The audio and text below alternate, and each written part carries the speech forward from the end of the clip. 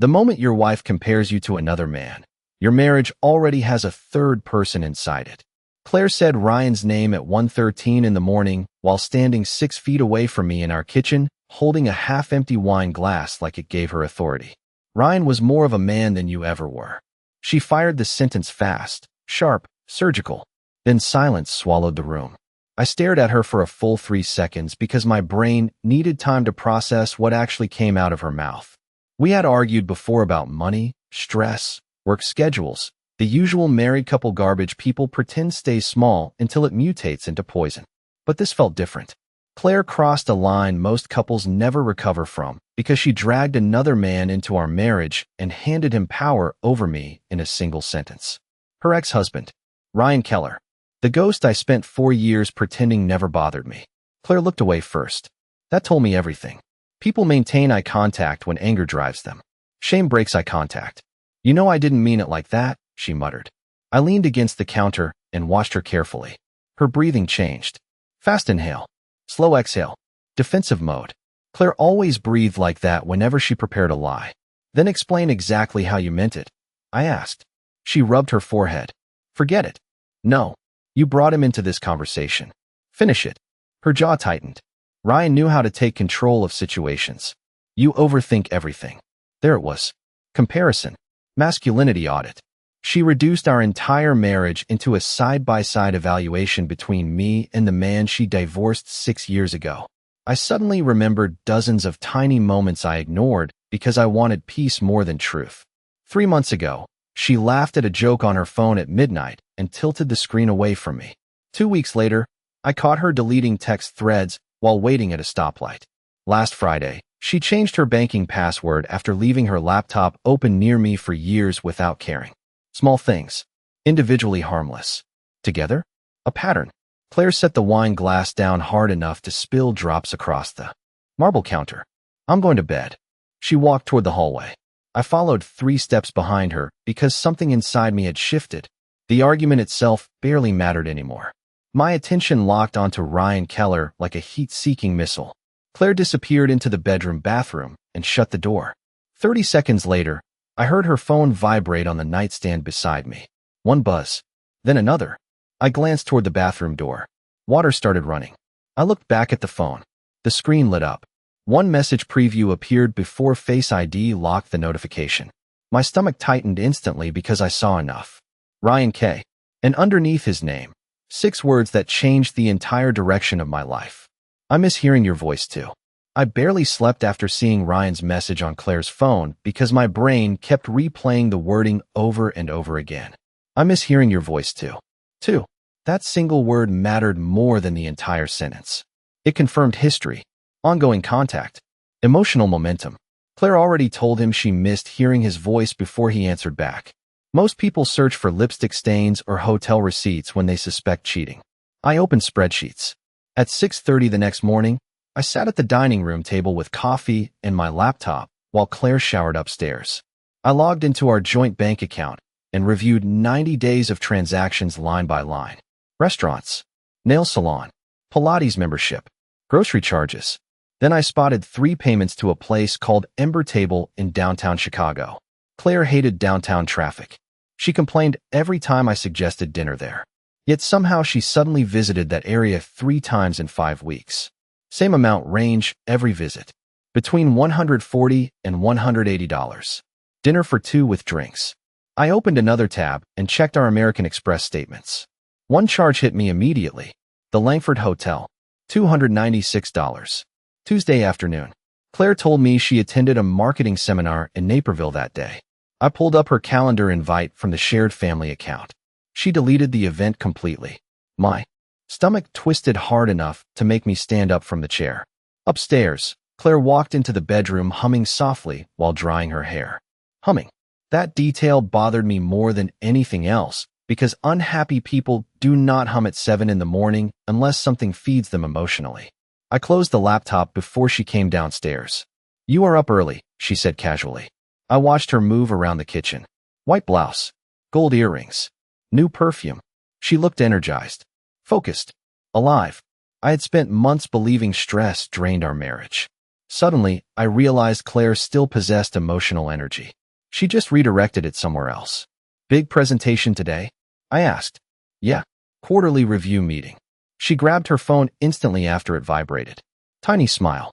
Then she locked the screen and slipped it into her purse with the speed of a casino dealer hiding a card. You seem happy lately, I said carefully. She shrugged. Maybe I finally stopped waiting for you to change. Another comparison. Another knife. Claire left 20 minutes later. The second the garage door closed, I opened our Verizon account. Phone records require patience, and most spouses never think to check them because they expect dramatic evidence instead of repetitive patterns. I searched her recent call history. One number dominated the log. 23 calls in 18 days. Most lasted under 5 minutes. Late afternoon. Late evening. Lunch breaks. Strategic windows. I copied the number into a reverse lookup site, even though I already knew what I would find. Ryan Keller. My chest tightened again. Then I noticed something worse.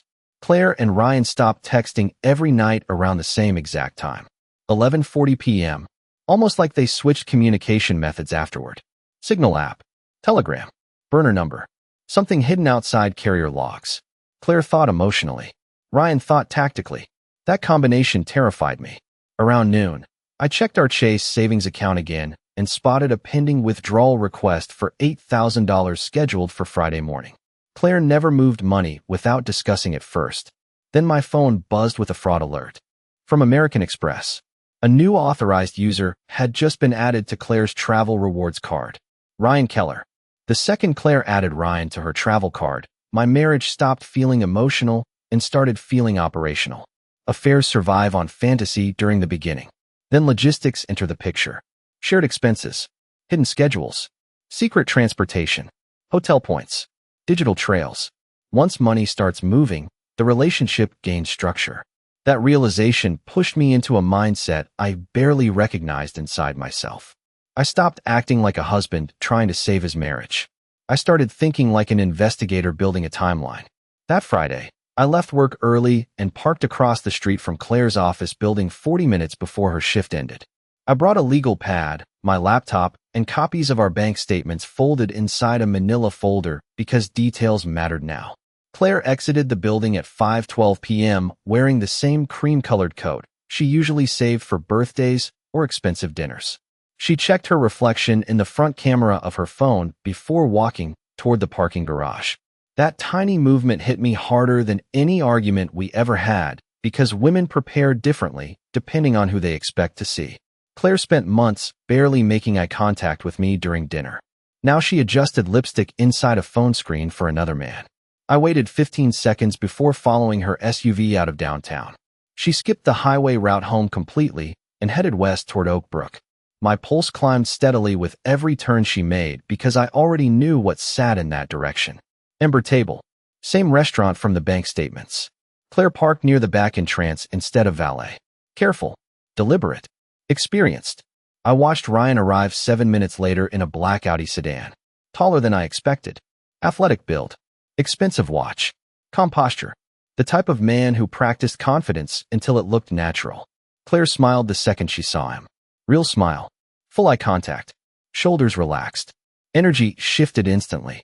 I had not seen that version of my wife in over a year. Ryan touched the middle of her back as they walked inside together. Familiar contact. Muscle memory. I sat in my truck gripping the steering wheel hard enough to hurt my hand because I suddenly understood something brutal. Claire never fully left that marriage emotionally. She carried pieces of it into ours and buried them beneath routine until something woke them back up. I opened my phone and searched Ryan Keller. Real estate consultant. Divorced. One previous bankruptcy filing 7 years earlier. 2 LLC registrations. Recent lawsuit involving unpaid commercial lease obligations. Interesting. Men drowning financially often chase emotional validation or financial rescue. Claire earned significantly more money than Ryan's public record suggested he currently made. My brain started connecting dots faster now. The secret credit card access. The $8,000 transfer. The sudden emotional intensity.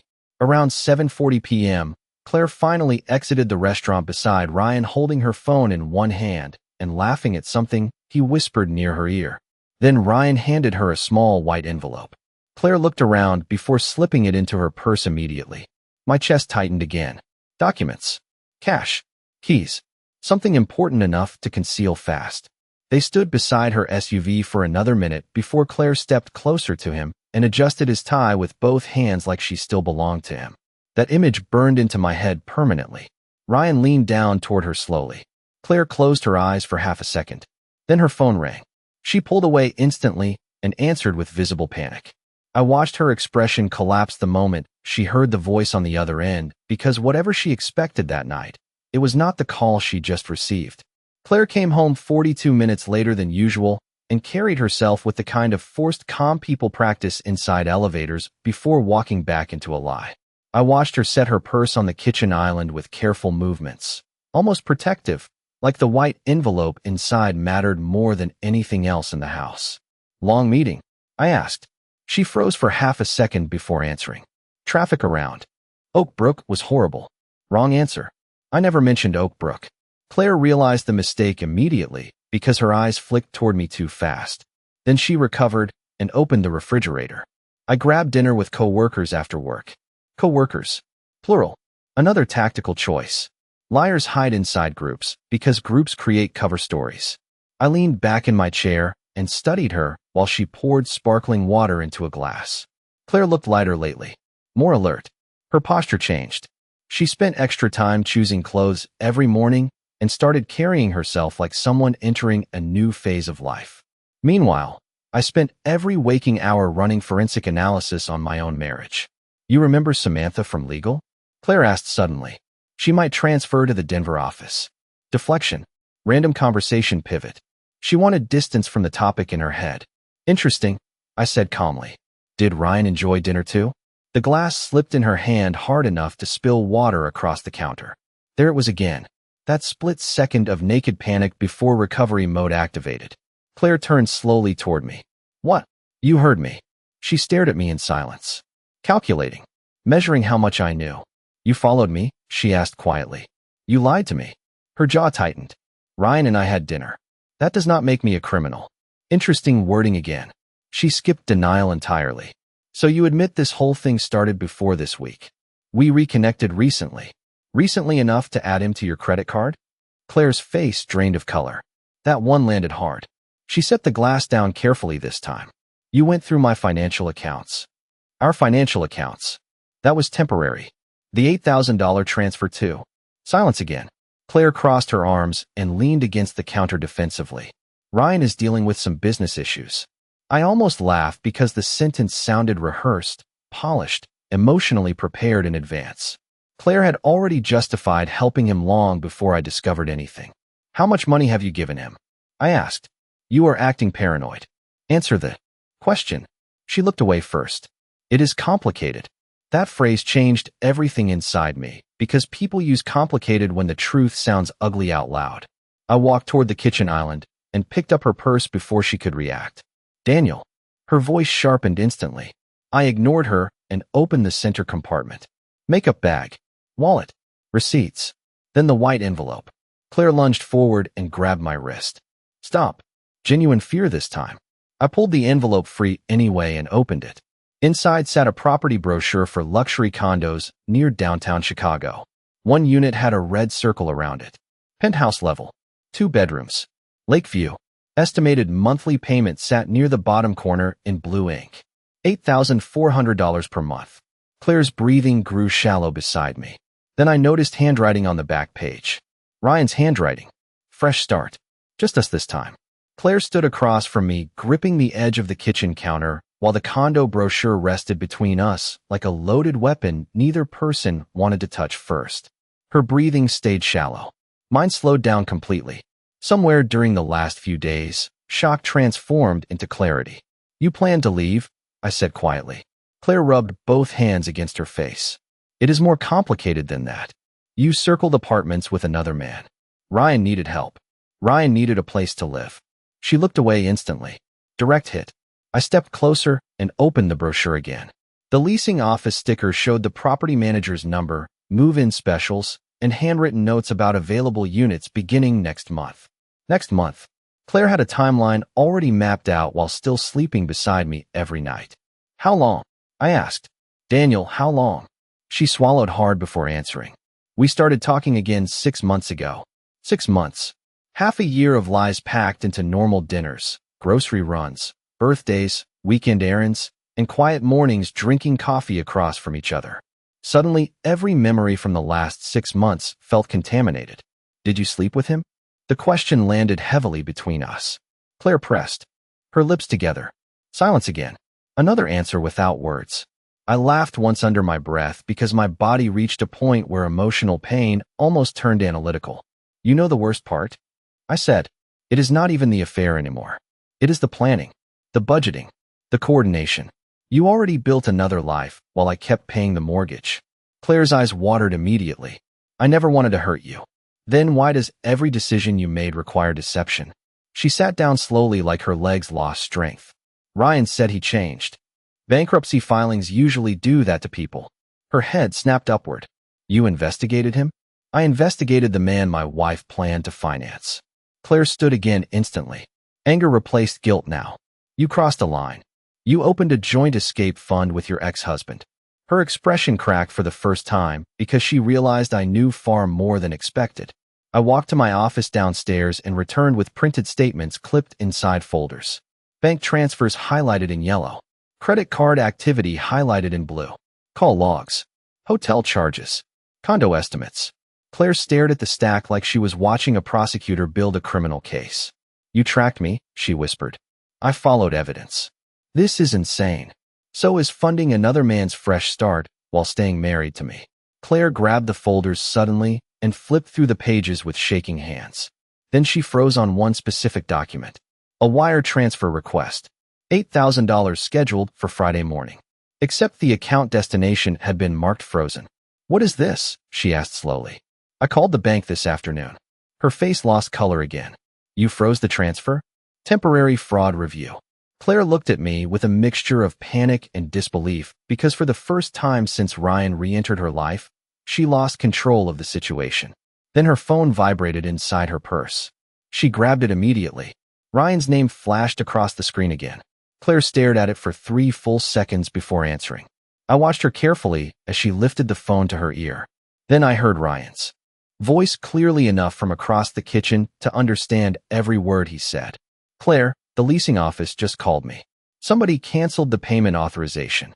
Claire lowered the phone slowly after Ryan finished speaking, and for the first time since this entire nightmare started, she looked genuinely trapped. Her eyes moved between me and the condo brochure still sitting open on the counter. Daniel, she whispered carefully, like my name suddenly required caution. Put him on speaker. This does not involve you anymore. I almost smiled at that sentence because the woman who secretly planned a new life with another man still believed she controlled the boundaries of the conversation. Everything involving our finances involves me. Claire hesitated. Ryan's voice came through the phone again, sharper this time. Claire, what is going on? She pressed speaker mode with trembling fingers. The transfer got frozen, she admitted quietly. Silence hit the line for 2 seconds. Then Ryan exhaled hard. You said he never checks the accounts. There it was. Raw truth stripped clean of romance. I watched Claire close her eyes briefly because Ryan had just exposed how long they spent strategizing behind my back. I am standing right here, I said calmly. Ryan paused again. Daniel. Hearing him say my name felt surreal. Familiar. Comfortable. Like he already discussed me privately for months. Interesting situation you created, I continued. You dragged Claire into your financial problems, convinced her to fund your apartment, and expected me to keep paying the mortgage while you rebuilt your life. Ryan recovered fast. Men like him always do. Claire made her own choices. After you added her to your debt. Claire grabbed the phone immediately. Stop. Both of you. Her voice cracked under pressure now.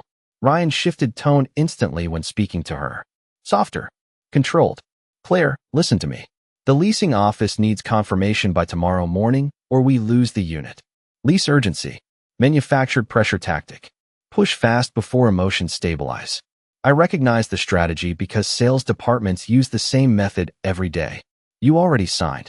Paperwork. I asked Claire. She stared at the floor instead of answering. Ryan answered for her. She signed the co-applicant forms last week. Last week. While eating dinner across from me. while kissing me goodbye before work, while discussing vacation plans for summer. The double life suddenly felt massive. Tell him the truth, I said quietly. Claire looked up slowly. What truth? Why your first marriage actually ended. Ryan went silent immediately. That reaction alone confirmed enough. Earlier that afternoon, I spent 3 hours searching public court filings after finding Ryan's bankruptcy records. Most people hide financial disasters poorly because paperwork creates permanent trails. Buried inside old divorce filings, I found sealed mediation references tied to repeated infidelity concerns. Claire never told me that part of the story. She always framed Ryan as emotionally distant and immature. Suddenly, the narrative looked very different. Claire, I continued, did you tell me he changed because you believed it, or because you needed to believe it? Her eyes filled instantly. Ryan interrupted quickly. This is pointless. You cheated on her before. I fired back. Silence again. Heavy this time. Claire slowly turned toward the phone like she heard the truth out loud for the first time herself. Ryan, she asked softly. He hesitated too long. Tiny delays destroy lies faster than evidence. That was years ago, he finally answered. Claire's entire posture shifted. Confusion replaced certainty. Then my phone buzzed in my pocket. I pulled it out automatically. New fraud alert from Chase Bank. Attempted withdrawal blocked. Location, downtown Chicago branch. Amount, $8,000. Initiated 23 minutes ago under Claire's authorization credentials. The room stayed silent after the fraud alert hit my phone because everybody finally understood the same thing at the exact same time. Claire had tried to move the money anyway. After everything collapsed. After exposure.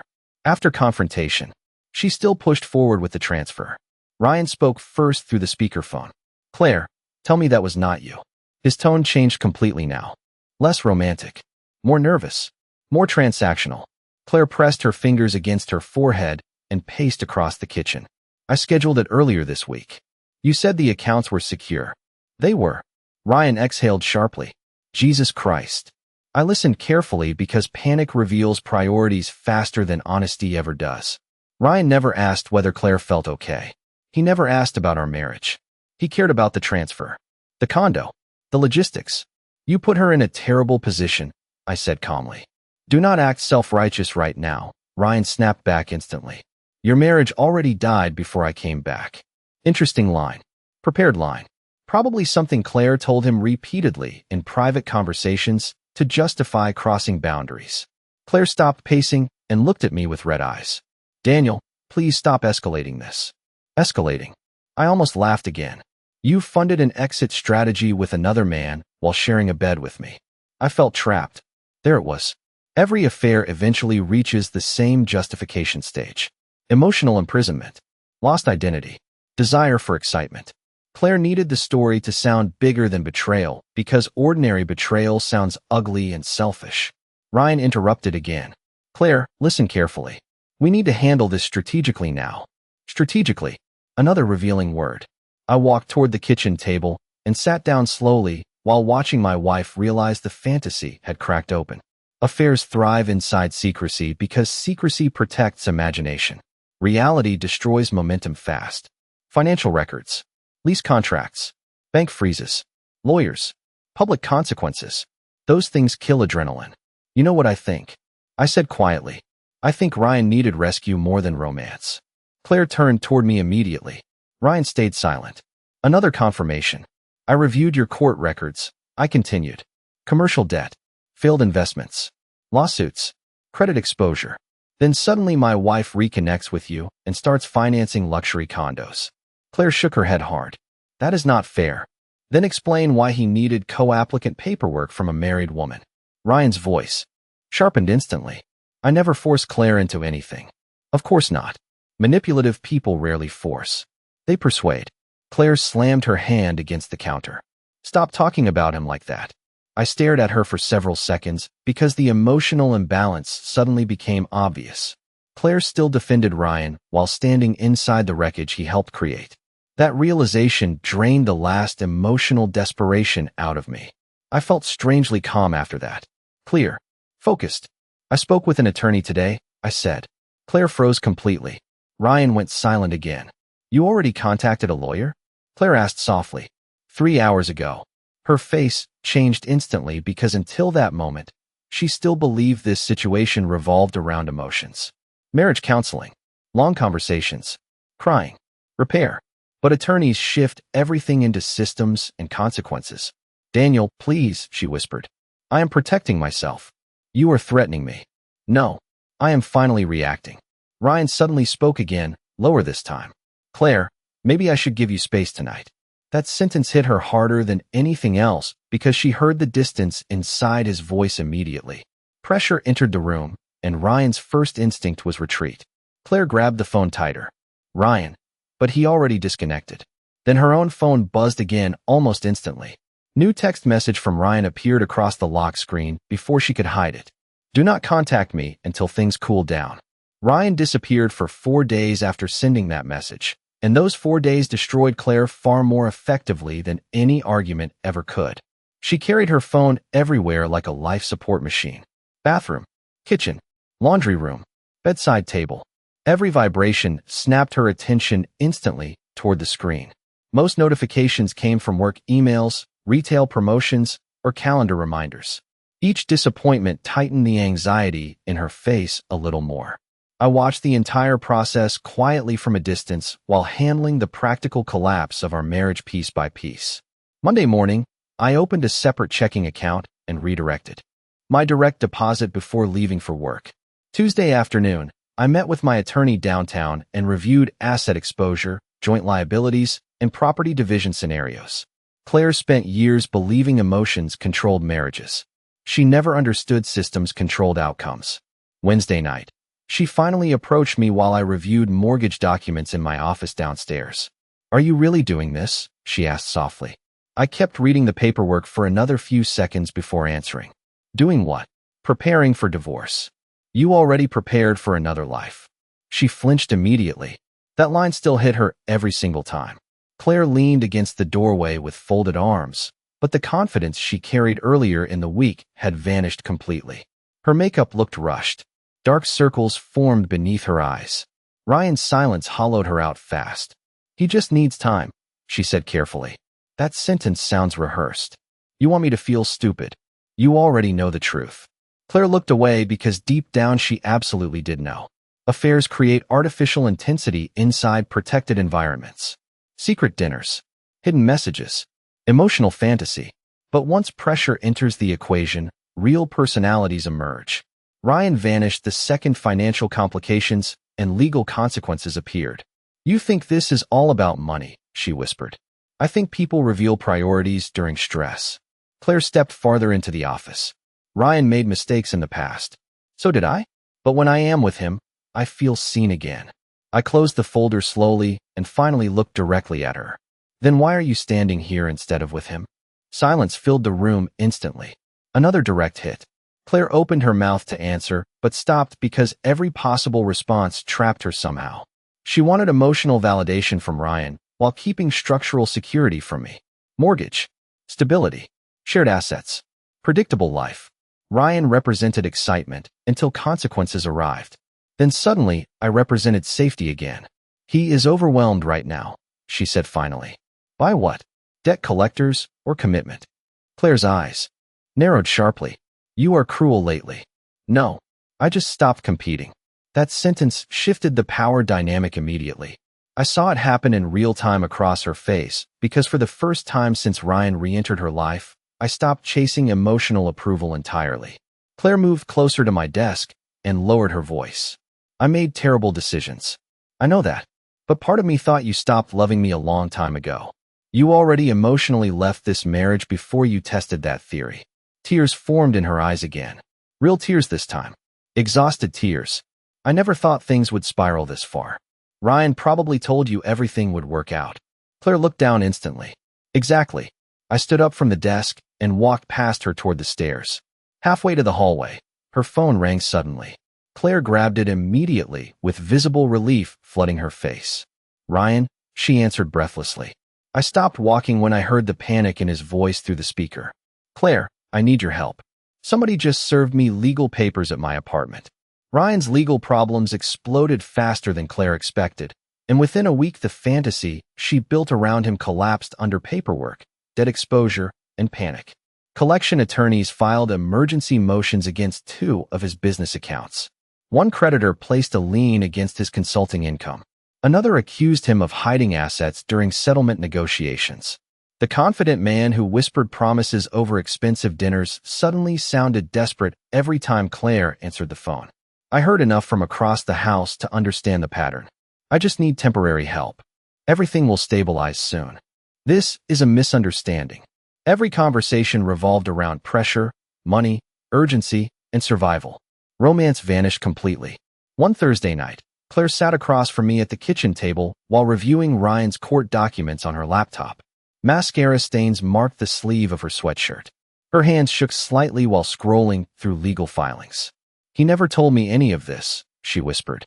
"I kept signing paperwork from my attorney without." Looking up, people selling fantasy rarely lead with bankruptcy exposure. Claire stared at me for several seconds before speaking again. "You think I deserve this?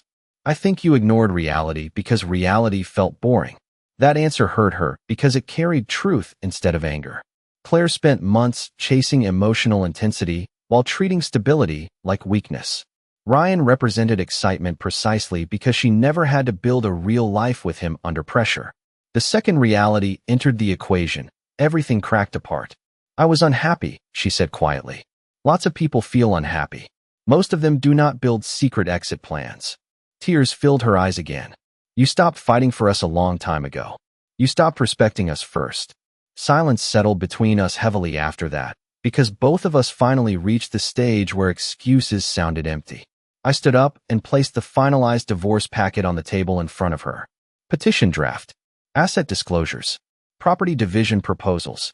Claire stared at the documents like they belonged to somebody else's life. "You already signed?" she asked softly. "Yesterday. So this is it." This ended long before the paperwork. Claire covered her mouth with trembling fingers. I made the biggest mistake of my life. I believed her. That was the tragic part. Claire never looked evil to me. She looked emotionally reckless, addicted to validation, vulnerable to fantasy. People imagine betrayal begins with hatred, but most betrayal actually begins with selfishness mixed with emotional hunger. Claire wanted to feel alive again. Ryan knew exactly how to exploit that desire until consequences arrived. Her phone buzzed beside the papers again. "Ryan." She stared at the screen without answering this time. Another message appeared immediately after. "I may need to leave Chicago for a while." Claire laughed once under her breath, but the sound carried exhaustion instead of humor. "He is running," she whispered. "He already did," I answered. She finally looked directly at me again, completely stripped of defensiveness now. "Do you think you will ever forgive me?" I considered the question carefully. Because forgiveness and reconciliation are two completely different things. "Maybe someday," I said quietly. But forgiveness does not rebuild trust. And love without trust turns people into investigators instead of partners. Claire lowered her eyes slowly while tears rolled down her face onto the divorce papers. She never expected to see this soon. I grabbed my car keys from the counter and walked toward the front door. Halfway out, I stopped and looked back one final time at the woman who once compared me to another man during an argument and accidentally destroyed her own future in the process. "The most dangerous lies are the ones people tell themselves," I said calmly, "especially when the lie feels more exciting than the truth." Then I walked out of the house while Claire sat alone at the kitchen table, staring at a phone that finally stopped ringing.